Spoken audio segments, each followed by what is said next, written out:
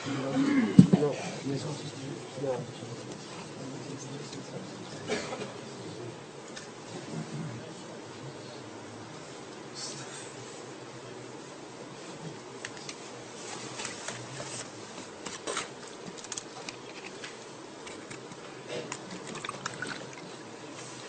الحمد لله نحمده ونستعينه ونستغفره ونعوذ بالله من شرور أنفسنا ومن سيئات أعمالنا من يهدي الله فلا مضل له ومن يضلل فلا هادي له وأشهد أن لا إله إلا الله وحده لا شريك له وأشهد أن محمدا عبده ورسوله أما بعد فإن أحسن الكلام كلام الله وخير الهدي هدي محمد صلى الله عليه وآله وسلم وشر الأمور محدثاتها وكل محدثة بدعة وكل بدعة ضلالة وكل ضلالة في النار. إن شاء الله تعالى سنتحدث في هذه المحاضرة بموضوع له أهمية، موضوع مهم جدا في حياة المسلم، هو موضوع عام يحتاج إلى وقت، لكن بإذن الله تعالى سنحاول أن نختصر ما استطعنا إليه سبيلا إن شاء الله تعالى. فالموضوع هو أسباب الانتكاس، أسباب الانتكاس، ويمكن نقول أسباب الثبات على الصراط المستقيم. لماذا؟ لأننا لو تكلمنا في أسباب الانتكاس فسنتكلم بطبيعة الحال إلى أسباب الثبات.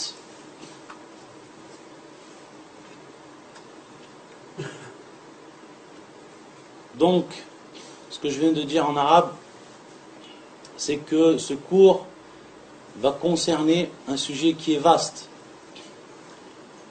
et qui traite des causes de la régression dans la religion. Et comme on a dit, c'est un sujet qui est très vaste. Donc on va essayer, Inch'Allah ta'ala, de résumer en quelques minutes. On va essayer de résumer, Inch'Allah, ce sujet, de donner les points qui sont essentiels, les points fondamentaux. Et comme j'ai dit, si on parle des causes de la régression, automatiquement, on va parler également des causes qui vont nous permettre de rester fermes sur cette religion.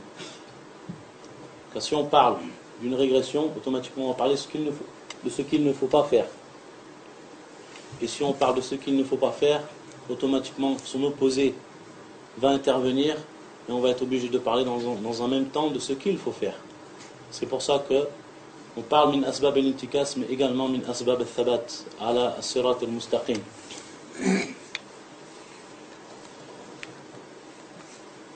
إذا قلنا الانتكاس، تكلمنا عن الانتكاس. مش معنى الانتكاس؟ معنى الانتكاس وفي اللغة معنى الانقلاب، معنى الانقلاب. Donc c'est le fait qu'une personne va passer d'un état à un autre état, mais un état qui va être totalement opposé. C'est pour ça que au niveau de al-istilah, c'est-à-dire au niveau conventionnel, certaines personnes de science ont appelé ou ont donné la définition de al-intikas comme étant la suivante. Wal-inqilab, donc ils ont repris le terme en arabe, wal-inqilab min tariqat al-istiqama ila tariqat al-dalala. C'est tout simplement donc dévier ou alors passer de la voie qui est de la voie de l'iltizam, à l'istiqama, donc de la voie droite, à celle qui va être munharif, fi dalal, celle qui va être de l'égarement. Donc de passer tout simplement de l'istiqama ila ad-dalal, de passer donc de la voie droite à l'égarement. Ayadan billah. Si on parle de l'intikas, de la régression, car c'est un sujet, comme on l'a dit, qui est important. Et il faut savoir que lorsqu'on parle de inqilab, on va voir que dans ce terme, il va revenir le terme qalb. Al-qalb que tout le monde connaît, et qui est le cœur, al-qalb. Pourquoi on l'a appelé comme ceci dans la langue arabe? Pourquoi ce cœur, cette partie mudra min al-jasad, mudratun min al-jasad, pourquoi on l'a appelé de cette manière-là, qalb? C'est que ça a une raison. C'est pas pour rien que les Arabes ils ont appelé cette partie du corps, cette petite partie du corps, qalb. Li'annahu yataqallab. Li'annahu yataqallab. C'est-à-dire donc qu'il va passer d'un état à un autre. Le cœur c'est comme ça, il passe d'un état à un autre. C'est pour ça que on va voir que durant la journée, belle, khilal sa'at, suivant quelques heures, on va voir que qalbuna qad taqallaba. Notre cœur, il s'est transformé.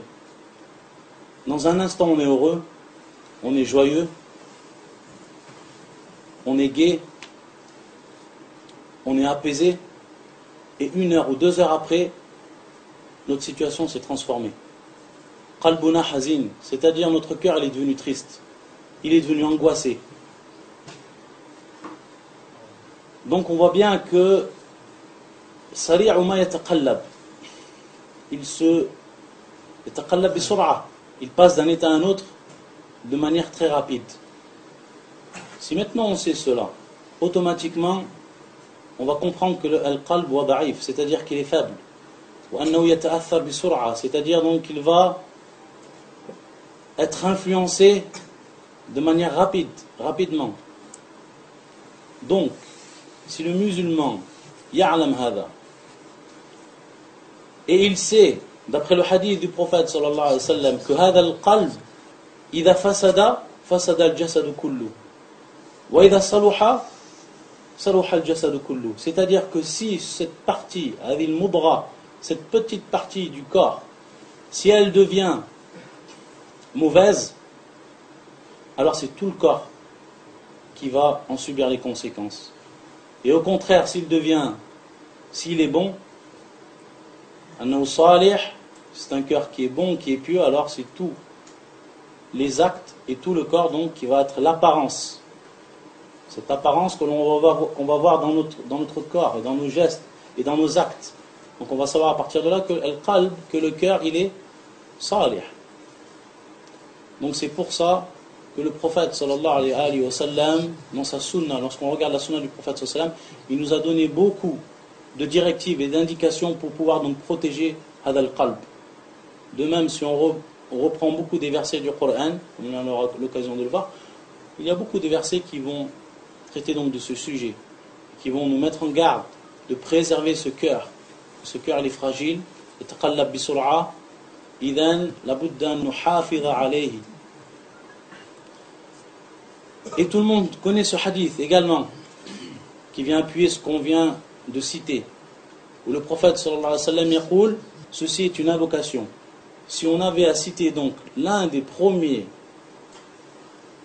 des premières causes qui va faire que l'homme il régresse dans la religion, c'est justement le délaissement des invocations. Lorsqu'il délaisse les invocations. L'invocation c'est une arme pour le musulman.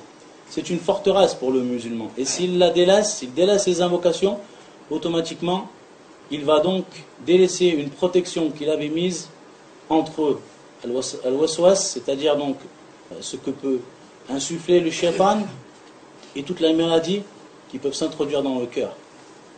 Donc, c'est comme une protection, ces invocations. Et c'est pour ça que le musulman, s'il veut donc rester ferme sur sa religion, et s'il veut s'écarter de tout ce qui pourrait l'amener à dévier, à régresser dans sa religion, فَعَلَيْهِ أَنْ يُكْثِرْ مِنَ الدُّعَى. C'est-à-dire tout le temps, il multiplie les invocations. Lorsqu'il est chez lui, lorsqu'il voyage, lorsqu'il se rend à la mosquée, toutes les invocations qu'on connaît. Et plus particulièrement cette invocation qui nous a été enseignée par le prophète sallallahu alayhi wa sallam, où il disait « Ya muqallib al-qulub » Ya muqallib al-qulub, c'est-à-dire celui donc Comme on a dit, muqallib, yuqallib, c'est-à-dire donc qu'il fait passer d'un état à un autre ce cœur. Ya muqallib al-qulub. Wallah subhanahu wa ta'ala, walladhi yuqallib al-qulub, kayfa yasha. فيقول النبي صلى الله عليه وسلم يا مقلب القلوب ثبت قلبي على دينك وفي رواية على طاعتك, c'est-à-dire préserve et affermis-moi ou affermis mon cœur sur ta voie, à la dinik, sur ta religion, à la ta'atik, sur ton adoration. Et lorsqu'ils ont entendu ça, certains sahaba, ils ont demandé au prophète sallallahu alayhi wa sallam, amanna bik wa bima jita bihi, c'est-à-dire qu'on a cru en toi, on a cru en ceux avec lesquels tu es venu. Fahal takhaf alayna, est-ce que tu as peur de nous? Qu'est-ce qu'il a répondu? Le prophète sallallahu alayhi wa sallam, il a dit na'am. Regardez, c'est les sahaba, ils sont avec le prophète sallallahu alayhi wa sallam. Ils sont en train donc de reconnaître leur iman, leur foi en Allah, en son prophète, au Coran, avec tout ce qui est venu le prophète sallallahu alayhi wa sallam. Et malgré cela, lorsqu'ils leur ont demandé est-ce que tu as peur pour nous, le prophète sallallahu alayhi wa sallam, il a dit na'am. Yani akhaf alaykum. Akhaf alaykum. J'ai peur pour vous. Qu'Allah Azza wa Jal, donc, il fasse dévier votre cœur à cause de ce que vous aurez acquis, de ce que vos mains auront fait. C'est pour ça qu'il disait le prophète sallallahu alayhi wa sallam ensuite, Inna al-qulub bayna usbu'ayn min asabi' ar-Rahman yuqallibuha kayfa yasha. C'est-à-dire donc que ce cœur se trouve, ou que les cœurs des croyants se trouvent entre les deux doigts d'Allah Azza wa Jal, parmi ses doigts, et qu'il donc il fait changer d'un état à un autre comme il veut. C'est-à-dire donc le cœur, il le fait changer d'un état à un autre comme il veut, subhanahu wa ta'ala. Et donc comment nahnu kayfa? Bien entendu, Allah Azza wa Jal laysa bidh-dhallam lil-'abid, c'est-à-dire qu'il n'est pas injuste envers ses créatures. Il ne va pas faire dévier un cœur dont une personne est sincère, dont une personne est accrochée et dont une personne yabdul al-juhud, c'est-à-dire la personne qui va faire tous les efforts pour pouvoir rester sur cette voie droite. Ala hadhi al-istiqama. Lorsqu'on a parlé de l'intikas, il faut savoir qu'il y a naw'ain, shu'batan min al-intikas. Al-intikas al-kulli, alladhi ar-riddatu 'an al-islam, 'iyadan billah. Wa ath-thani ad-dha'fu 'an al-iman. Donc la première, c'est la première branche de al-intikas, la branche, ou alors la catégorie, la première catégorie, c'est al-intikas al-kulli. C'est-à-dire lorsque la personne va régresser de manière complète, on va dire absolument, de la religion, et qu'il va donc sortir de la religion. Wa hadhi ar-ridda. Et personne n'est à l'abri. Peut-être lorsqu'on entend ridda, c'est une chose qui nous paraît loin, mais personne n'est à l'abri. Et c'est pour ça que al-muslim, comme on a dit, yukthir min al-du'a, c'est-à-dire tout le temps il demande à Allah Azza wa Jal al-thabat, an yuthabbit qalbahu ala ta'ati, ala al-hidayah. Et parmi les exemples qu'on peut donner du temps du prophète sallallahu alayhi wa sallam, pour ce qui est de ridda, on se souvient qissatu Ramla bint Abi Sufyan Habiba, lorsqu'elle a fait l'exode avec son mari fil Habasha. Donc elle était partie, elle était parmi les premières croyantes, et son mari également, qui était Abdullah ibn Jahsh. Abdullah ibn Jahsh. Et qui sont donc partis faire la première hijra, qui était il al-Habasha, qui se trouvait donc la première exode qu'ont fait les musulmans avant de partir à Médine. La première exode c'était à celle de al-Habasha. Sachant qu'il y a eu encore une deuxième exode. Lorsque les musulmans sont revenus à Médine, à Mecca, Arfan, et ensuite sont repartis il al-Habasha. Et que la troisième ensuite a été al-Médina. La première fois lorsqu'ils sont partis, et que bien entendu tout le monde connaît al-Qissa, c'est-à-dire ce qui s'est passé à al-Habasha lorsque le roi les a accueillis et ce qu'il leur a donné donc amn ou amana. Abdullah ibn Jahsh, il était nouveau dans l'islam. Il est resté auprès des An-Nasara, qui étaient bien entendu al-Habasha, c'était des chrétiens. C'était donc des gens qui étaient majorité chrétienne. C'était donc le culte qui était voué là-bas, qui était le culte chrétien. Et un jour, Habiba, dans un de ses rêves, elle a vu son mari dans un très mauvais état. Et le lendemain, lorsqu'elle lui a informé de ce rêve-là, ce cauchemar, alors elle a su qu'il était sorti de l'islam. Il avait délaissé la religion de l'islam. Et qu'est-ce qu'il a fait? Lui, il est devenu alcoolique. Il a délaissé donc al-hidayah. Il est devenu alcoolique. Donc ensuite, il est mort peu de temps après. Il est mort à l'al-kufr. Mata à l'al-kufr. Ayadan billah. Donc, regardez. Même du temps du prophète, sallallahu alayhi wa sallam, cela est arrivé. Et il se peut qu'une personne, Allah Azza wa Jal, yudilluhu, bima fi qalbi, par rapport à ce qu'il y a à l'intérieur, et par rapport à les choses qu'il a faites, et le fait qu'il n'a pas pris l'asbab al-thabat, c'est-à-dire les causes de la droiture dans la religion. Donc personne n'est à l'abri. Et la personne, tout le temps, elle demande, elle s'en remet à Allah Azza wa Jal, qu'elle le protège. La deuxième catégorie, c'est l'intikas, نقول النسبي أو نقول الذي هو الضعف الإيمان. C'est tout simplement donc le fait de regresser dans la religion, d'avoir une foi qui va descendre. Bien entendu, on a darajat, c'est-à-dire qu'il y a bien entendu des degrés. Des personnes qui vont descendre très bas dans la foi, qui vont délaisser totalement l'iltizam, qui vont peut-être revenir à faire ce qu'ils faisaient avant comme kabaïr, comme grand péché. Certains qui vont délaisser la prière, etc. Anwa' al-intikasat. Anwa' al-intikasat. Si on a cité donc une première cause, car c'était judicieux de la citer au moment où on a parlé de cette dua du prophète sallallahu alayhi wa sallam, une deuxième cause ici qu'on va citer, c'est que la personne, la budda an yastash'ira fi qalbihi hadi ni'ma, ni'matul iman, ni'matul islam wa ni'matul sunnah. C'est-à-dire que la personne, elle doit ressentir dans son cœur, et ça de manière profonde, cette grande ni'ma qu'elle a, qu'elle soit musulmane, et qu'elle a l'islam, cette grande faveur d'Allah Azza wa Jal qu'il a fait qu'il est croyant, mu'min, et cette grande ni'ma d'Allah Azza wa Jal qu'il a fait qu'il est à la sunnah. In'am. Ni'matan.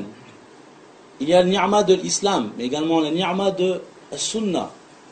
Et c'est ce qui était rapporté de l'imam Ahmed, qu'il disait ni'matan, ni'mat al-islam wa ni'mat al-sunnah.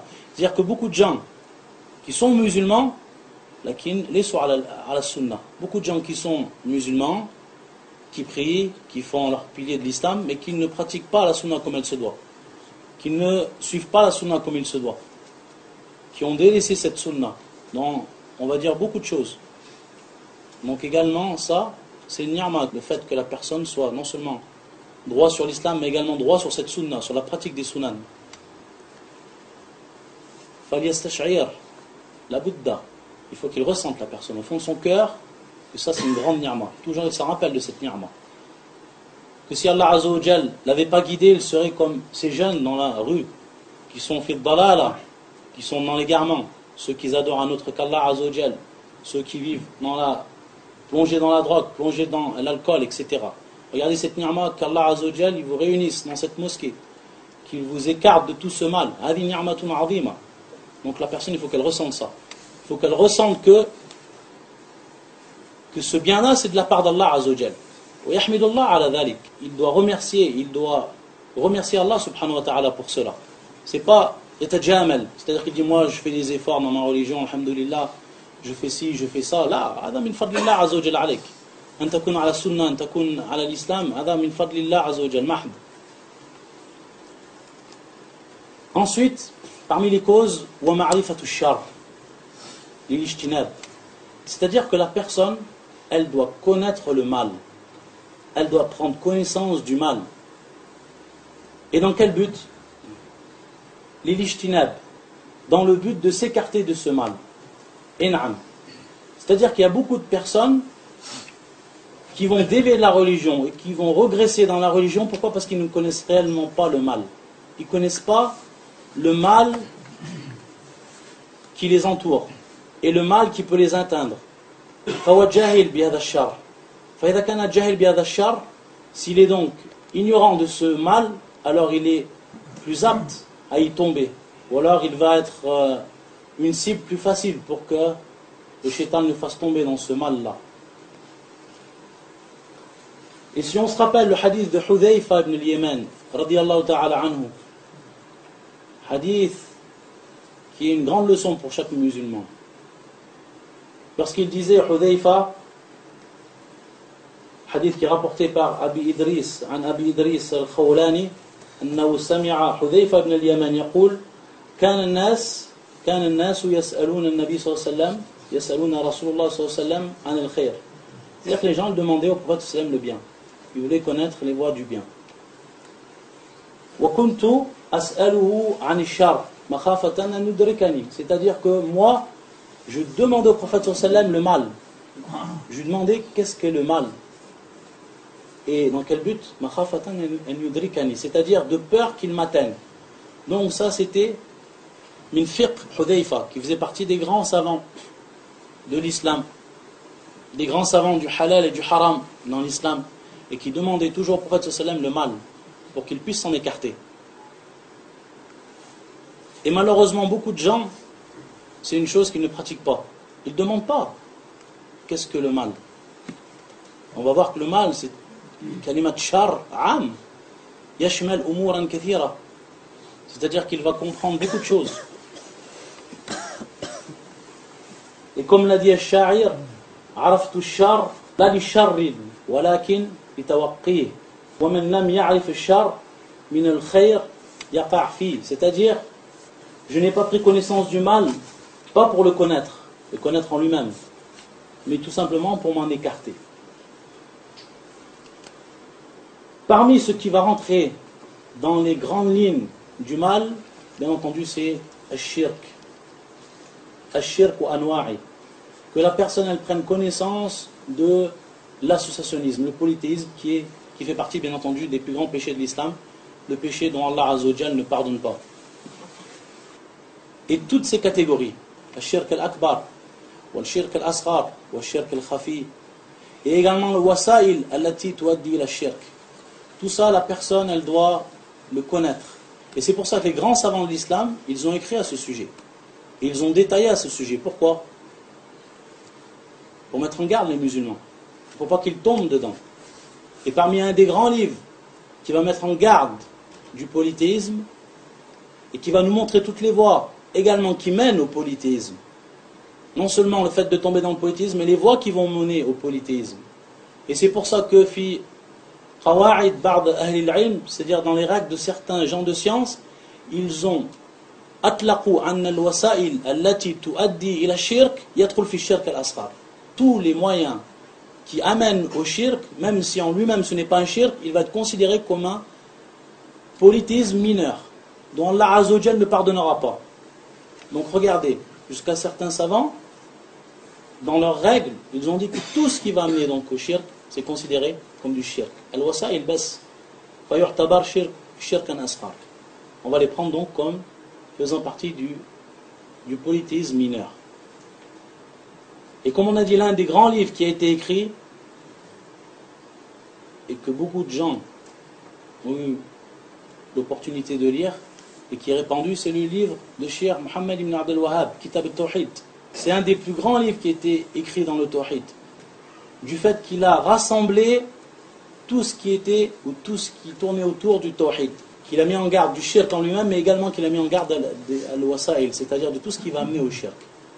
Donc c'est un livre que le musulman il doit lire, il doit étudier, il doit en connaître également son contenu, c'est-à-dire le sens de son contenu. Car le shirk, lorsqu'on va voir ce qu'il rapporte, il va s'en tenir pratiquement à seulement des versets et des hadiths et certaines paroles parmi les grands imams, parmi les salafs et ceux qui les ont suivis. Uniquement.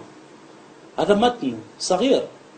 C'est-à-dire c'est un livre en réalité, si on regarde réellement son hajj, qui est petit. Du fait qu'il va uniquement, le shir dans ce livre-là, il va uniquement prendre les versets du Coran et les hadiths du prophète sallallahu alayhi wa sallam. Jusqu'à qu'il ait connu qu'une des personnes qui était un ennemi de Cheikh Mohammed ibn Abdel Wahhab à l'époque, qui contredisait la da'wa qu'il faisait. Un jour, une personne elle est venue lui apporter un livre, ce livre qui était Kitab al-Tawhid, sans lui dire qui était l'auteur. Et lorsqu'il a lu le livre, il a dit Hada ça fait partie des versets du Coran, ça fait partie des hadiths du prophète sallallahu alayhi wa sallam, ce qui est écrit, également des paroles des grands savants. C'est un livre qui est très bien, c'est un livre qui représente réellement. Et lorsqu'on lui a dit le nom, Taban, Istaraba. Taban, pour ce qui est de shirk, on pourrait parler longtemps. À la kulli hal ici, on donne les grandes lignes pour ce qui est de l'intikas. Donc c'est à la personne ensuite de connaître ce mal-là. La deuxième catégorie ou la deuxième ligne, c'est al-bida' ou al-bida', c'est-à-dire donc l'innovation et les gens de l'innovation. C'est-à-dire donc connaître ce qu'est l'innovation. Et connaître également les gens de l'innovation pour pouvoir donc s'en écarter. Pour pouvoir s'en écarter. Les innovations, elles sont apparues après la mort du prophète sallallahu alayhi wa sallam. Elles sont apparues du temps des Sahaba radiyallahu ta'ala anhum. Le shaitan a fait que dans cette communauté, il y a des gens qui tombent dans les innovations. Wa sunnatullah ala khalqi. Ala kulli hal al-muslim labudda an ya'lam ma hiya al-bid'a. Al-bid'a bit-tafasil, c'est-à-dire qu'elles connaissent toutes les innovations, que ce soit dans la croyance, car il y a des innovations qui sont dans la croyance, c'est ce qu'on appelle al-bid'atu al-qawliya ou al-kalamiya ou al-i'tiqadiyya. Tout ça, c'est des innovations qui sont propres à quoi? La croyance. Il y a également des bid'a ou des innovations qui sont propres à l'adoration. فيقولون البدعة الفعلية, car elles sont en relation avec l'acte que l'homme il fait durant l'adoration et qui ne fait pas partie de cette religion. Donc également la personne elle doit prendre garde à l'innovation. Elle doit apprendre ce qu'est l'innovation pour pouvoir s'en écarter.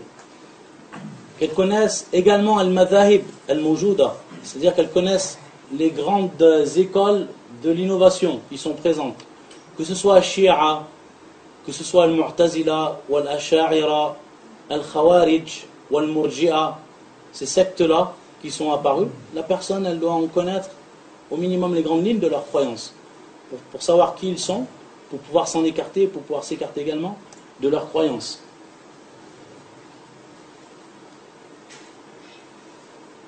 Mais également, tous les groupes qui sont apparus, on va dire les groupes nouveaux, qui sont apparus fi asrina, comme par exemple Jama'at al-Tablir, le groupe du Tablir, ou alors Kadalik, Jama'at al-Ikhwan al-Muslimin, le groupe des frères musulmans, toutes ces sectes qui sont apparues et qui ont apporté de nouvelles bid'a, ou alors qu'ils ont ahyu, c'est-à-dire donc qu'ils ont fait revivre des innovations qui étaient à la kulli hal ancienne. Donc la personne également elle doit lire les livres sur ce sujet pour qu'ils soient en garde de cela, qu'ils ne tombent pas dans ces groupes, qu'ils sachent qui ils sont réellement. Et beaucoup de livres ont été écrits. À l'exemple de Jama'at Tablir, si on regarde le nombre de livres qui ont été écrits par les savants de Ahli Sunnati wal Jama'a, beaucoup de livres. Que ce soit Al-Qawl al-Baligh, le Shir al-Tuwajiri, que ce soit Jama'at Tablir, qui était le premier livre qui avait été écrit par Muhammad Aslam, rahimahullah, qui a été ensuite assassiné, et qui était un des premiers, qui était un shir pakistanais qui avait étudié en Arabie, qui était un des premiers à avoir écrit sur Jama'at Tablir.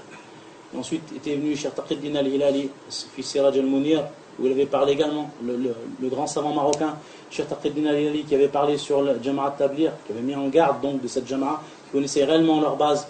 Ensuite est venu, comme j'avais dit, Al-Qawl al-Mufid, les Cheikh Tuwajiri et encore d'autres savants qui ont écrit sur cette Jama'a. Donc c'est pas quelque chose qui a été laissé au dépourvu, mais les savants en ont écrit, en ont fait les mises en garde. Donc le musulman il doit être à la bayina, il doit connaître au minimum ces choses-là.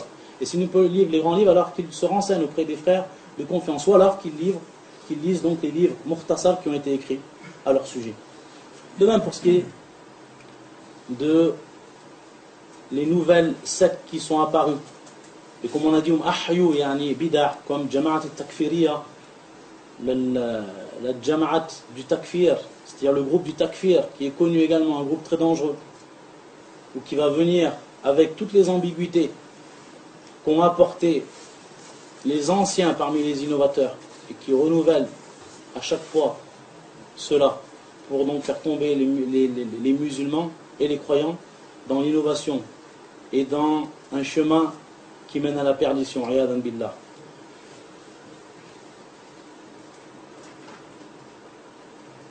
Ensuite, la troisième grande catégorie, ash-shahawat, c'est-à-dire les passions.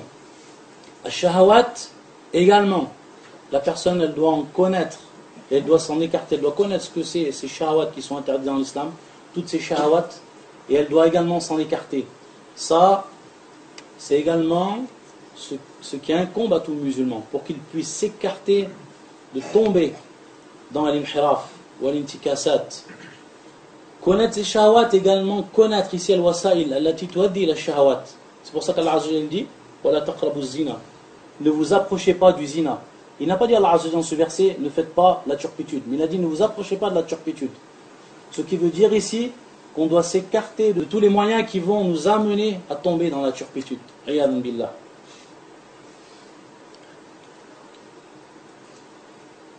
Que ce soit al-kaba'ir, les grands péchés, que ce soit également al-sara'ir, la personne, elle s'en écarte. Et ici, l'il-faïda, un des versets du Coran qui est venu à ce sujet, pour mettre en garde de ceux qui tombent dans les grands péchés. Wallah Azza wa Jal يقول الذين يجتنبون كبائر الإثم والفواحش إلا اللمم إلا اللمم. Donc ceux qui vont s'écarter des grands péchés, كبائر الإثم والفواحش, et des turpitudes, إلا اللمم.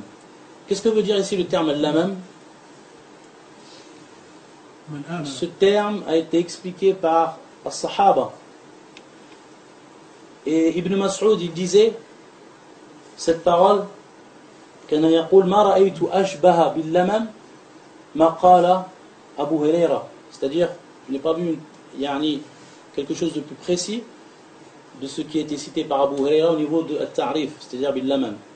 Et il disait Abu Huraira, au sujet donc de ce terme-là, inna al-ayna tazni wa zinaha an-nazar. C'est-à-dire que l'œil, il fait le zina. Et son zina, lui, c'est le fait de regarder. Wa inna al-yad tazni wa zinaha al-batsh. C'est-à-dire également la main, elle fait son zina. Et le zina, c'est le fait de prendre. Et également, al-rijl tazni wa zinaha al-mashi. Également, le pied, il fait le zina lorsqu'il va donc marcher. C'est-à-dire qu'il va se rendre vers les endroits qui vont le faire tomber dans le zina, dans la turpitude. Ayadan billah. C'est pour ça que le terme al-lamam, au niveau de l'ora, c'est al-muqaraba. Al-muqaraba, le fait donc de se rapprocher de quelque chose. Ici donc, al-muqaraba min al-fahisha. Et c'est pour ça qu'il disait Ibn al-Qayyim, regardez cette parole qu'il dit Ibn al-Qayyim, rahimahullah ta'ala, il disait ajma' al-arifin billah bi anna dhunub al-khalawat, c'est-à-dire ceux qui ont la connaissance, ceux dont Allah Azza wa Jalla les a éclairés par cette science, également par cette lumière de la foi, il disait que dhunub al-khalawat, les péchés qui sont faits lorsqu'on est seul, il disait min asl al-intikasat. Ça fait partie des bases, ou de la base même, ou de l'origine de cette régression dans la religion. Min al-intikasat.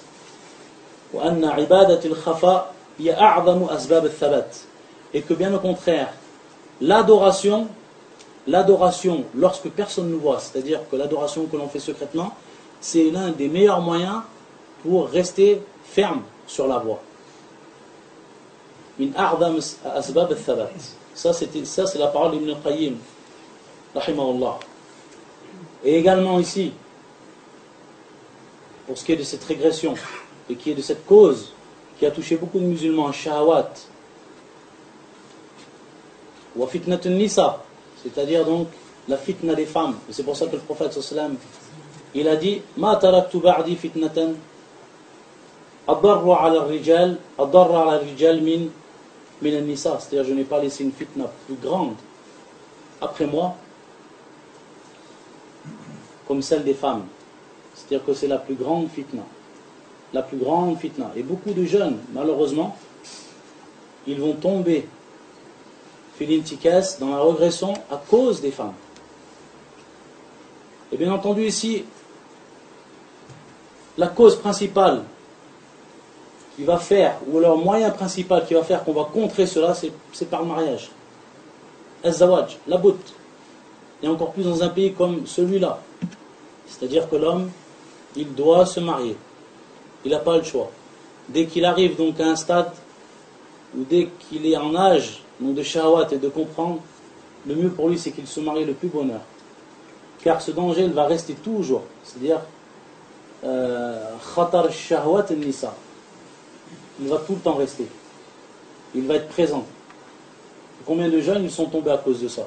Peut-être une personne qui avait une bonne nienne dans sa religion, qui voulait faire des efforts, mais le fait qu'il n'a pas patienté, et le fait qu'il ne s'est pas marié, alors ta'arrada ala al-fitan wa waqa'a fiha, ayadan billah.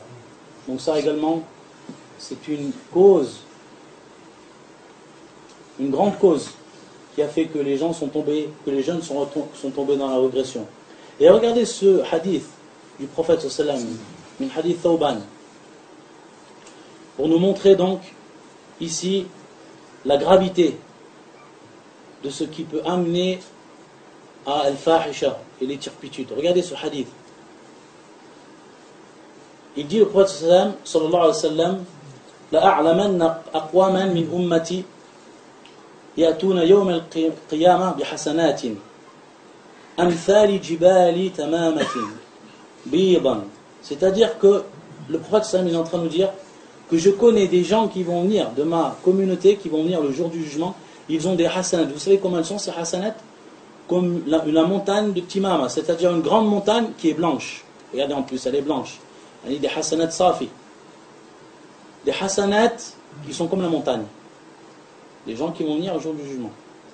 فَيَجْعَلُهَا اللَّهُ عَزَّ وَجَلْ هَبَاءً مَنْثُورًا. Allah Azza wa Jal, il va les transformer, ces hasanat, comme haba'an manfoura. Vous savez donc, al-haba, c'est comme les poussières qu'on voit à la lumière, au rayon du soleil. La même chose. Regardez comment il va les transformer, de la même manière. Cette poussière qu'on voit lorsqu'un rayon du soleil traverse, qu'on s'aperçoit donc de cette poussière qui se volatilise dans les airs, Allah Azza wa Jal, ces montagnes-là, il va les transformer de la même manière. فقال ثوبان Ya Rasulullah, sifhum lana. Il va demander ici au prophète sallam qui ils sont, pour pas qu'on tombe, qu'on fasse partie de ces gens-là, ayadan billah. Donc il va demander à propos de ce char, de ce mal. Qala amma innahum ikhwanukum min jildatikum. C'est-à-dire ce sont vos frères de min jildatikum, mimana min jinsikum. Ce sont des frères donc comme vous, de votre min jinsikum, de votre race. Naam.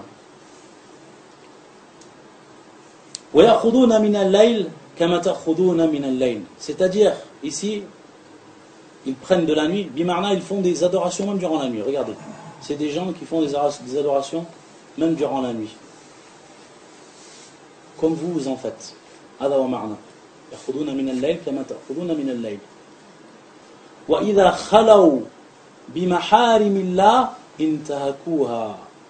C'est-à-dire, lorsqu'ils vont se retrouver seuls devant les interdictions d'Allah Azza wa Jal, alors ils vont les transgresser. Ils vont transgresser ces interdictions. Ils vont tomber donc dans ces interdictions. Regardez ce hadith. Comment il peut faire réfléchir le musulman. Et comment on va s'apercevoir que cela va être une cause de nadama et de khasara yawm al-qiyamah. Et ça, c'était uniquement pour des gens qui en réalité ont fait quand même des adorations, qui sont venus avec des montagnes d'adoration. Alors que dire pour les autres? Parmi les causes, c'est lorsque la personne, elle délaisse al-jama'a, elle délaisse donc le groupe des frères, qu'elle délaisse le groupe des frères, qu'elle s'isole des groupes des frères qui sont pieux, qui sont connus pour leur religion, qui sont connus pour leur droiture. Adi musiba également. Ça fait partie des grandes causes de l'intikasat. Malgré tout ce que le shaitan, il va t'enjoliver, Parce qu'il va te rendre joli comme cause. Il va te dire, ces gens, c'est pas la peine de rester avec eux. Ou alors ces gens, ils vont te faire du mal. Ou alors ces gens, il n'y a aucune faïda, il n'y a pas d'intérêt de rester avec eux, etc. Tout ce qu'il pourra t'apporter, tout ce qu'il pourra te dire et t'insuffler le shaitan, sache que c'est une des grandes voies qui va t'amener à l'intikasat. Car la personne, lorsqu'elle va se séparer de ses frères, qu'il le rappelle billah, qu'ils voient en eux donc un rappel d'Allah dans leur adoration, dans leur comportement, et dans le fait qu'ils sont attachés à la sunna, le fait qu'il va les délaisser, qu'il va s'écarter de deux choses. Il va arriver une de deux choses. La première, c'est soit qu'il va, il est obligé d'avoir de la compagnie, la personne. La majeure partie des gens, ils ont besoin d'une compagnie. Donc il va aller vers des gens qui, eux, ne sont pas multazim. Et le fait qu'il va aller vers des gens qui ne sont pas multazim, ou qui ne sont pas dans leur religion, eux, ils vont être la cause de son égarement. Car il va être automatiquement influencé. Ou alors, la deuxième chose, c'est qu'il reste tout seul. Il va rester seul. Et la personne qui reste seule, c'est la personne donc qui va être proie au shaitan. Innama ya'kul adh-dhib al-qasiyah. C'est-à-dire que le loup, il va manger la brebis égarée. Et regardez ce hadith du prophète sallallahu alayhi wa sallam. Ça, c'est un hadith qui est azim jiddan. C'est un grand hadith qui va nous prouver quel est le danger du fait de s'écarter de ses frères et le fait de ne pas rester donc avec al-jama'a, jama'at al-salihin. Ce hadith qui est le suivant, qui est rapporté par Abu Daoud wal Bayhaqi fi Sunan al-Kubra wa isnaduhu jayyid kama qala al-Albani wa ghayruhu. كان الناس إذا نزلوا منزلا تفرقوا في الشعب والأودية. C'est-à-dire, il y avait des gens qui étaient avec le prophète sallam, les compagnons du prophète sallam. Et lorsqu'ils étaient en voyage, et lorsque le prophète sallam voulait se reposer,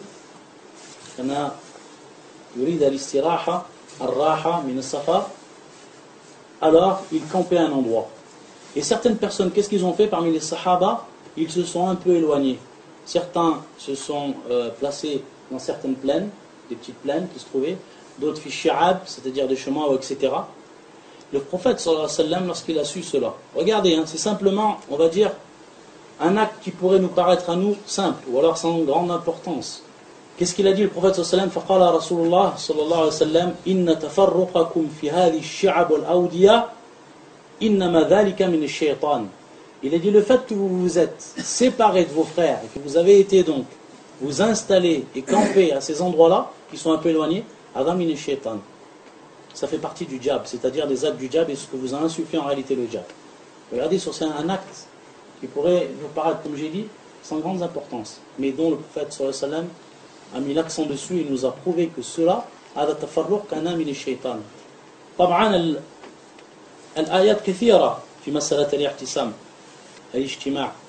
يقول الله عز وجل واعتصموا بحبل الله جميعا ولا تفرقوا, c'est-à-dire rattachez-vous بحبل الله. Donc le habl, on peut traduire par le câble ou etc. Et dans les savants on dit c'est le Coran, c'est din Allah, le Coran, etc. يعتصموا بحبل الله جميعا ولا تفرقوا, et ne vous divisez pas. Et les versets dans ce sens beaucoup, et les hadiths du prophète sallallahu alayhi wa sallam dans ce sens beaucoup, qui vont mettre en garde donc de tafarruq. Donc la personne elle reste avec le jama'a. Bien entendu, lorsqu'on dit al-jama'a, ce n'est pas n'importe quel jama'a. Elle ne va pas aller avec les gens de l'innovation. Même si des gens qui ont en apparence à l'iltizam, mais qui en réalité sont des gens qui sont tombés dans l'innovation et qui appellent à l'innovation. Non, la personne elle reste avec jama'atu ahli sunnati wal jama'a, les gens donc de la sunna, du consensus. Les gens avec qui elle a confiance par rapport à leurs croyances, avec qui elle a confiance par rapport à leur minhaj, par rapport également à leur comportement, etc. Et Allah Azza wa Jal également, il dit dans un des versets du Coran, qui est un verset important sur ce sujet-là, يقول واصبر مع الذين يدعون ربهم بالغداة والعشي يريدون وجهه ولا تعد عيناك عنهم تريد زينة الحياة الدنيا. C'est-à-dire donc, fais preuve de patience avec ceux qui invoquent leur Seigneur matin et soir, désirant sa face, et que tes yeux ne se détachent point d'eux, en cherchant le brillant de la vie d'ici-bas. Yani, zinat al-hayat ad-dunya, tout ce qui est beau, tout ce qui brille dans cette vie d'ici-bas. Donc regardez, et ça, min asbab al-nuzul, car parmi Quraysh, lorsque le prophète sallallahu alayhi wa sallam il était à Mecca, il y avait parmi les gens de Quraysh qui se moquaient des croyants. Car parmi les croyants, il y avait beaucoup de gens qui étaient pauvres, qui étaient misérables. Et les grands de Quraysh, Ashab al-Mal, c'est-à-dire les notaires de Quraysh, ils se moquaient de cette compagnie qu'avait le prophète sallallahu alayhi wa sallam avec ces gens qui étaient en réalité misérables. Et donc Allah Azza wa Jalla, il a fait descendre ce verset. Malgré donc la situation de ces gens, il a dit donc de rester avec eux. Allah Azza wa Jalla a ordonné au prophète sallallahu alayhi wa sallam de rester avec eux. وَاصْبِرْ نَفْسَكَ مَعَ الَّذِينَ يَدْعُونَ رَبَّهُمْ بِالْغَدَاةِ وَالْعَشِيِّ يُرِيدُونَ وَجْهَهُ. Donc ici Allah Azza wa Jalla a insisté sur le fait que le prophète sallallahu alayhi wa sallam doit rester avec eux, malgré donc leur situation. Alors que dire de ceux, ou alors de notre époque, où la personne elle va vivre dans une société qui n'est même pas une société musulmane, le cas de la France, et qui donc, si elle ne s'attache pas avec les musulmans, si elle ne s'attache pas avec les pieux parmi eux, et les bien guidés, alors avec qui elle va s'attacher?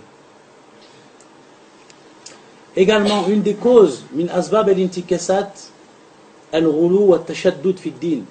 Al-ghulu wa tashaddud fi ad-din, c'est-à-dire l'exagération dans la religion. Là, yatamassak bil-i'tidal wal-wasatiyya fi ad-din. C'est-à-dire que cette personne-là ne va pas rester sur le chemin de al-i'tidal, c'est-à-dire le chemin de la religion qui est droite. Et cette religion en réalité qui est la religion du juste milieu. Du juste milieu. Al-i'tidal wal-wasatiyya. Beaucoup de jeunes, lorsqu'ils rentrent dans la religion, ils veulent aller très vite. Et lorsqu'ils vont apprendre certaines règles au niveau du din, ils vont vouloir que ces règles-là soient appliquées par tout le monde. Ils ne vont pas accepter qu'autrui la transgresse. En réalité, ils vont ouvrir leurs yeux donc dans un monde qui est loin d'être vertueux, bien au contraire. Et ça va provoquer chez la personne, chez le jeune, un sodma. C'est-à-dire donc qu'il va voir dans le monde dans lequel il vit, il va s'apercevoir de la réalité de la société. Après qu'Allah Azza wa Jalla l'a guidé, qu'il lui a fait prendre connaissance donc de ce qu'est as-sirat al-mustaqim, alors à ce moment-là, il va advenir chez la personne à la-tashaddud wal-ghulu. Et ça également, ça fait partie des causes qui ont fait que beaucoup de jeunes, ils ont délaissé l'iltizam. Ils ont fait preuve de régression dans leur religion. At-tashaddud wa al-ghulu. Et le prophète sallallahu alayhi wa sallam nous a mis en garde de cela. C'est une chose dont le prophète sallallahu alayhi wa sallam nous a mis en garde de cela. Dans beaucoup de hadiths. On se rappelle ce hadith où lorsque les sahaba avaient pris Rami al-Jamarat, durant donc le pèlerinage, durant les rites du pèlerinage, ils avaient pris des pierres pour jeter fil Jamarat, donc les stations. Et ils avaient pris des grosses pierres. Lorsque le prophète sallallahu alayhi wa sallam a vu ça, il a dit Iyakum wal-ghulu, c'est-à-dire prenez garde de l'exagération dans la religion. Innama ahlaka man kana qablakum al-ghulu, c'est-à-dire ceux qui ont été perdus parmi les communautés précédentes, c'était à cause donc de al-ghulu, de l'exagération. Également le prophète sallam qal halaka al-mutanatti'un, et qu'il l'a dit 3 fois le prophète sallam. Et al-mutanatti'un, ce sont ceux qui font preuve de tashaddud, qui font preuve donc d'exagération dans la religion. L'exagération à tous les niveaux, que ce soit au niveau de l'adoration, comme ces gens qui sont venus voir le prophète sallam, ces 3 personnes, qu'un d'eux il a dit ama ana la anam al-layl, c'est-à-dire qu'il prie toute la nuit, l'autre qui a dit ana la uftir dahran, et l'autre qui a dit ana la atazawwaj. Donc celui qui a dit qu'il prie toute la nuit sans prendre de repos, donc sans dormir, celui qui faisait le jeûne de manière continuelle sans s'arrêter, et ensuite celui qui ne se marie pas avec les femmes pour se consacrer à l'adoration totalement, etc. Le prophète sallam, il est sorti, il a réfuté cela, et il a dit Man raghiba an sunnati falaysa minni, celui donc qui va délaisser ma sunna, qui va s'écarter de ma sunna, alors laysa minni, ne fait pas partie de moi. Également dans ce hadith, le prophète sallam nous enseigne également ici des règles et des bases pour ce qui est de la question du tashaddud. Yaqul inna hadha ad-din, donc c'est un hadith qui est rapporté par l'imam البخاري من حديث أبي هريرة رضي الله تعالى عنه إن هذا الدين يقول النبي صلى الله عليه وسلم إن هذا الدين يسر. C'est-à-dire que cette religion elle est facilitée. Cette religion elle est facilitée. ولن يشاد الدين أحد إلا غلبه. C'est-à-dire qu'il n'y a pas une personne qui va faire preuve d'exagération dans la religion sans que cette religion même prenne le dessus sur lui et qu'elle en vienne à bout. Et ça c'est ce qui arrive chez beaucoup de gens. Là yaltazimun bil i'tidal wal wasitiyya. Ils tombent dans le relou, que ce soit dans l'adoration, ils veulent faire les choses vite, ils veulent arriver à un niveau de manière rapide, et en réalité il arrive à la fin que ce qui se passe c'est le contraire, l'opposé. Al-aks tamaman. Et ensuite le prophète يقول فسددوا وقاربوا وأبشروا ويسروا واستعينوا بالغداوة والروحة وشيء من الدلجة. Quelle est la signification de ces termes? فسددوا بمعنى إلزموا السداد والسداد والصواب. C'est-à-dire فسددوا, c'est-à-dire soyez droit sur la vérité. Pourquoi? Parce que as-sadad ça veut dire as-sawab. C'est-à-dire faites les choses de manière parfaite et des choses qui sont sûres, des choses qui sont sur la vérité, c'est-à-dire qui sont en conformité totale avec la religion. Waqaribu, c'est-à-dire si vous ne pouvez pas faire cela, arriver à cette perfection, alors qaribu, c'est-à-dire essayez de vous en rapprocher. Wa abshiru bithawab ala al-amal, c'est-à-dire donc faites la bonne annonce, que la bonne annonce soit faite par rapport à quoi? Par rapport donc à l'ajr que vous aurez, par rapport à la récompense que vous aurez. Même ceux donc qui n'ont pas atteint la perfection. Allah dit ma wasalu ila sadad, lakin qaribu wa abshiru bithawab. Et le prophète sallallahu ensuite de nous donner ce qui va nous permettre de continuer sur notre voie et donc de rester sur al-i'tidal ou al-wasitiyya. Il a dit ensuite le prophète sallallahu wasta'inu bil ghada wal rawha, c'est-à-dire donc aidez-vous des adorations que l'on fait au début de la journée et à la fin de la journée. Et également ce que l'on fait enfin à la fin de la nuit. Dulja, certains ont dit wa akhir al-layl, c'est-à-dire prenez un peu de temps de la dernière partie de votre nuit pour adorer Allah Azza wa Jal. Et certains ont dit fil awqat al-munashita, c'est-à-dire donc durant les temps où la personne elle sent que son corps il est nashit, c'est-à-dire que son corps il est apte à ce moment. Également, pour ce qui est tout le temps de cette question-là, on se rappelle cette parole du prophète sallam, ahabbul a'mal ilallah adwamu, c'est-à-dire les paroles, les actes qui sont les plus aimés auprès d'Allah Azza wa Jal, ce sont les actes qui sont les plus constants. C'est-à-dire la personne elle fait preuve de constance. Wa in qalla, c'est-à-dire et même si elles sont peu. Donc également, ne pas aller trop vite dans ce qui est de la religion, pour ce qui est donc des actes.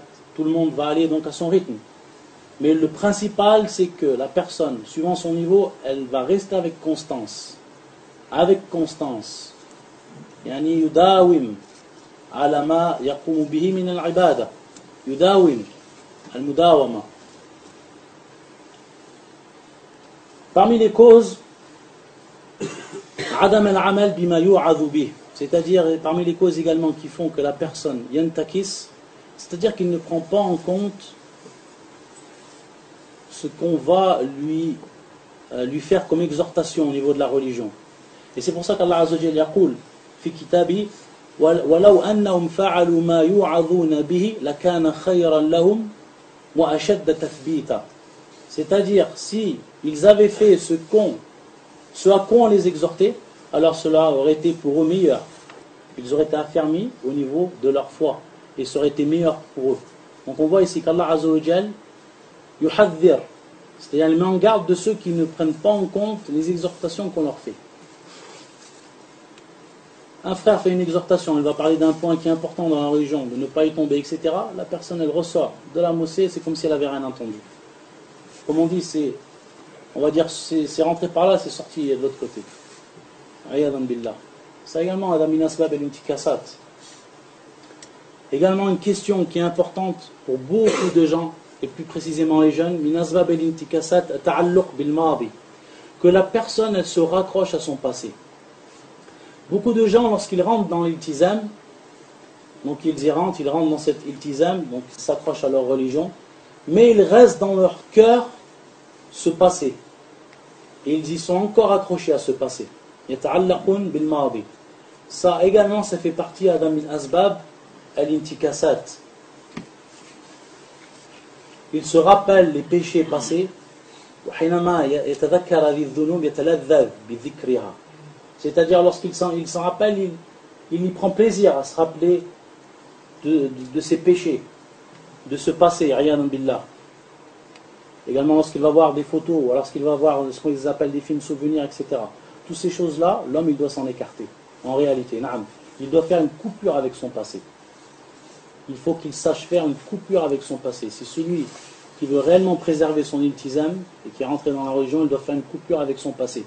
Et regardez ce hadith du prophète sallam qui va nous donner un grand enseignement. Le prophète sallam il va nous parler d'un homme qui était fi Bani Israël. Cet homme-là, il avait tué 99 personnes.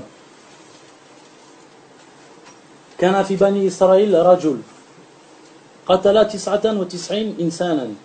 Il a tué 99 personnes. Regardez donc ici le degré du péché. Wallah al-musta'an, le degré du péché. Fakharaja yas'al. Donc il est sorti pour demander. Il veut faire la tauba. Cette personne, elle veut faire la tauba. Elle veut revenir sur la religion. Elle veut faire tauba de tous ces actes qu'elle a fait.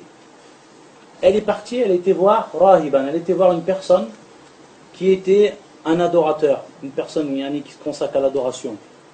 Et lorsqu'elle lui a demandé s'il y avait une tauba pour son péché, il lui a dit là. Il lui a dit non. Alors il l'a tué. Et ça fait 100 personnes. Regardez ici, une parenthèse que l'on fait, lorsqu'on demande une question à une personne, il faut qu'on ait une confiance en elle. C'est-à-dire qu'on ne demande pas n'importe qui.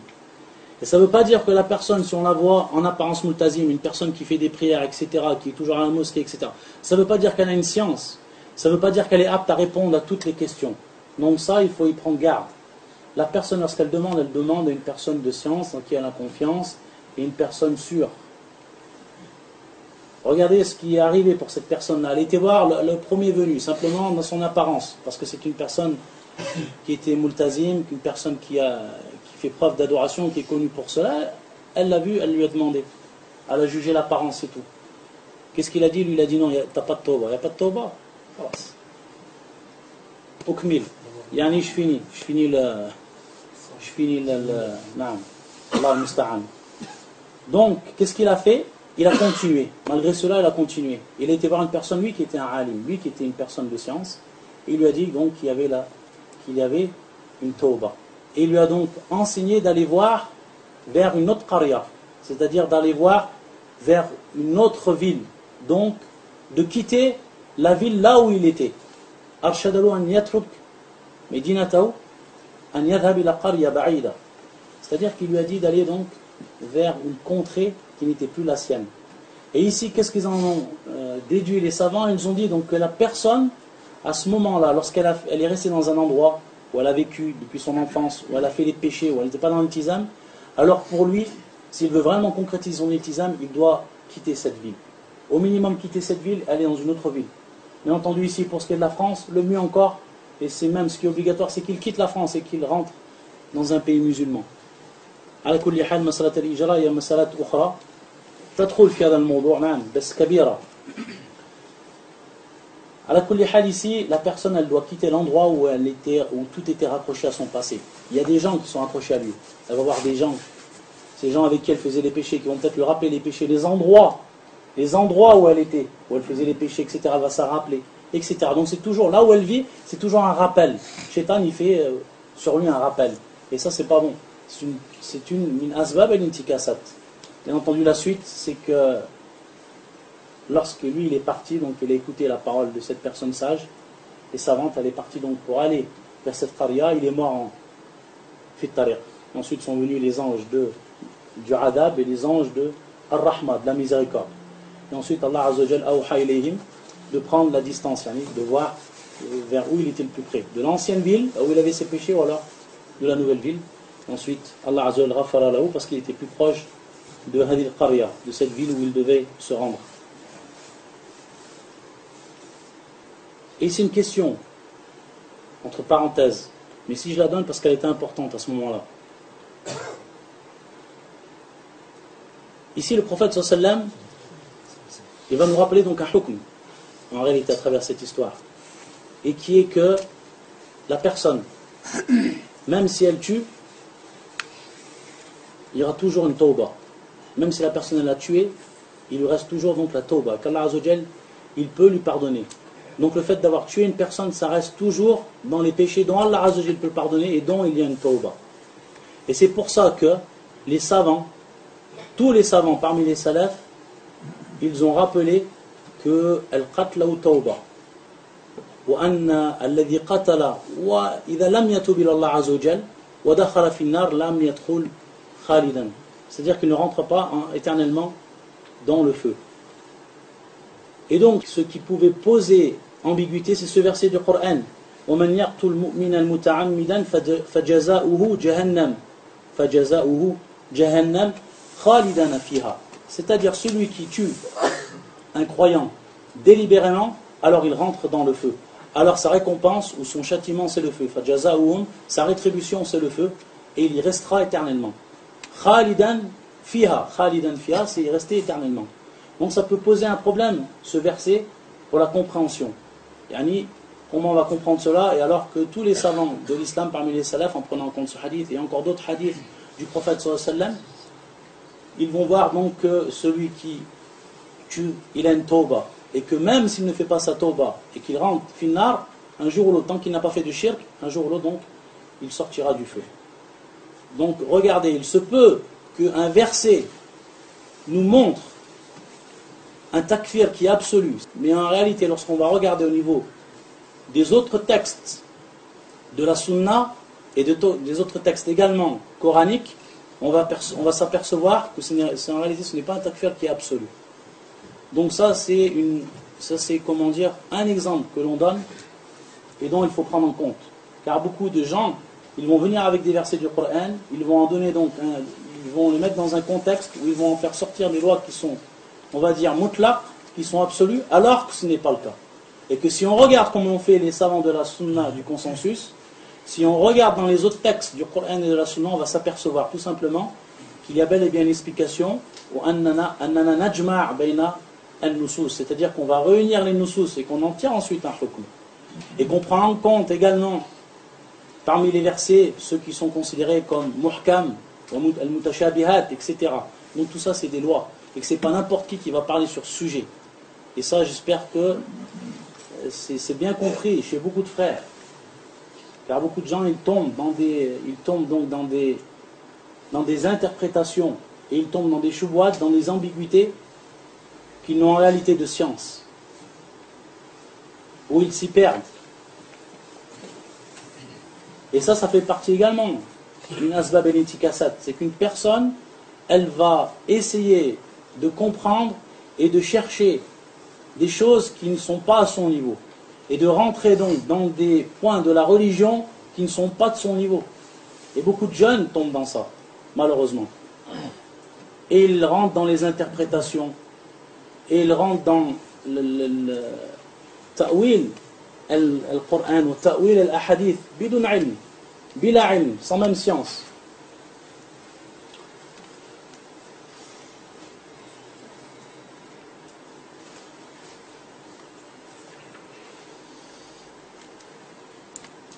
مثل الدرس ساعة الآن؟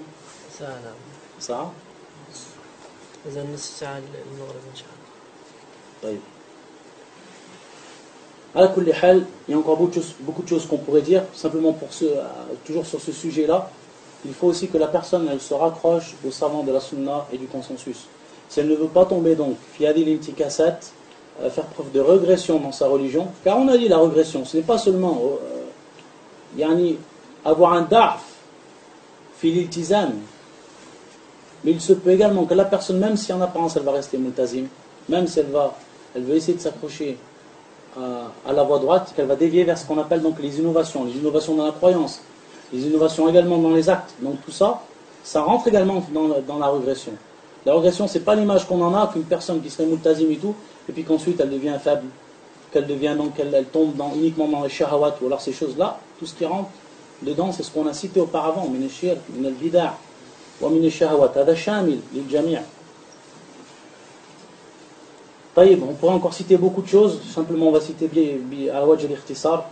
Également parmi l'asbab et l'intikasat, tawassu' fi al-mubahat. Al-mubahat, c'est-à-dire ce qui est permis, mais la personne, yatawassu' fi kathiran. C'est-à-dire tout ce qui est mubah, tout ce qui est permis, la personne, elle l'applique, ou elle le fait, ou alors elle ne s'en écarte pas. Également, une des causes qui fait que certains, ça c'est souvent chez les jeunes, min asbab al-intikasat, c'est qu'ils ont une mauvaise compréhension, les jeunes. Les jeunes, lorsqu'ils vont voir des frères qui sont depuis longtemps donc dans la religion, et qu'eux ils sont nouveaux, qu'est-ce qu'ils vont avoir comme image et comme compréhension? Ils vont croire en fait que ces gens-là, ou que ces frères-là, c'est des frères qui sont machallah parfaits. Les frères qui sont dans la religion, ils vont les prendre comme des modèles. Et également ça c'est un problème. C'est-à-dire qu'il yahsul ani ghalat min al-ard. Il se peut que ce frère en réalité, il advienne une erreur de lui, ou alors qu'il fasse un péché. Et lorsque le jeune il voit ça, de ce frère-là, avec qui donc il va fréquenter, qui va le croire, un frère qui est mashallah, etc., il va s'apercevoir que ce n'est pas une personne qui était au niveau qu'il croyait. Et à partir de là, yahsul al-sudma. C'est-à-dire pour lui, khalas, il dit comment un frère comme ça, un frère mashallah multazim, belah, etc., il a pu faire une chose telle. وهذا يجعل يعني ينتكس يجعل يتراجع إلى خلف وهذه مصيبة. Car il faut savoir que les règles qu'on applique dans l'islam, on les applique à tout le monde. C'est-à-dire que tu ne connaîtras réellement une personne que si, comme l'avait rappelé Omar, que si tu as voyagé avec lui, que si tu as mangé avec lui, que si tu as fait du tijara avec lui. Qu'il a une lahia ou pas une lahia. Il se peut que cette personne-là, même si elle est en apparence multazim, si tu n'as pas fait ces choses-là, il se peut que tu t'attends à des choses de cette personne qui ne vont pas te satisfaire, etc. Donc également ça c'est un point, tu dois réellement être conscient de ce problème-là. C'est-à-dire que lorsqu'il va entrer avec une jama'a, et des frères, etc., il peut s'attendre à des erreurs de leur part, que ce ne sont pas des anges. Également al-farah, c'est-à-dire donc le temps libre, et le temps dont la personne ne fait rien. Ça également min asbab al-intikasat. Car lorsque la personne elle a du temps libre et qu'elle ne fait rien du tout, qu'elle ne s'occupe pas à partir de là d'apprendre sa religion, d'essayer de suivre les cours de religion, de rester avec ses frères, etc. Elle reste tout le temps, elle a beaucoup de temps libre. Si elle ne s'occupe pas durant ce temps libre à faire des choses qui vont être pour lui profitables au niveau de son dîn, ou alors au minimum au niveau de sa dunya, alors également ça peut être pour lui min asbab al-intikasat. Ça peut être donc pour lui une cause qui va faire preuve de régression dans la religion. Également khubz as-sarira wa adam al-ikhlas, c'est-à-dire qu'il se peut que certains frères, ils ont dans leur cœur, et chacun de nous, automatiquement il a un défaut, il a des défauts. Chez certains frères, donc il va avoir un défaut qui est bien particulier. Par exemple, une personne qui yuhib al-ri'asa, il aime avoir le pouvoir, il aime être au-dessus des autres. Ou alors une personne عنده العجب, qui s'émerveille de lui-même, alors qu'il sent de lui-même qu'il est une personne qui a un haut niveau, etc. Toutes ces choses-là qu'on trouve dans notre cœur, ce qu'on appelle khubth as-sarira, la buddan yujahidaha. C'est pour ça que la personne elle doit automatiquement faire un effort sur lui-même. Si elle sait qu'elle a un défaut, elle le sait, chacun sait qu'il a un défaut particulier. Que ce soit par exemple également le bourg, ou alors beaucoup de choses. Si elle sait qu'elle a ce défaut, elle doit faire un djihad sur ce défaut-là.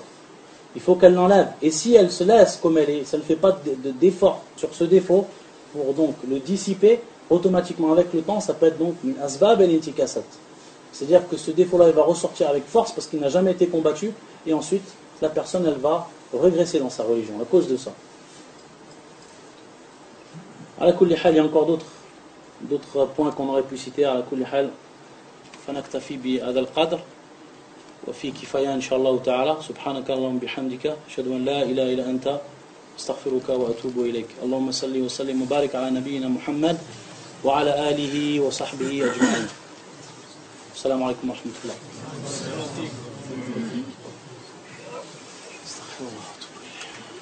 شكرا الله الشيخ عبد الملك، جزاكم الله خيرا وبارك الله فيكم على هذه الكلمات الطيبات.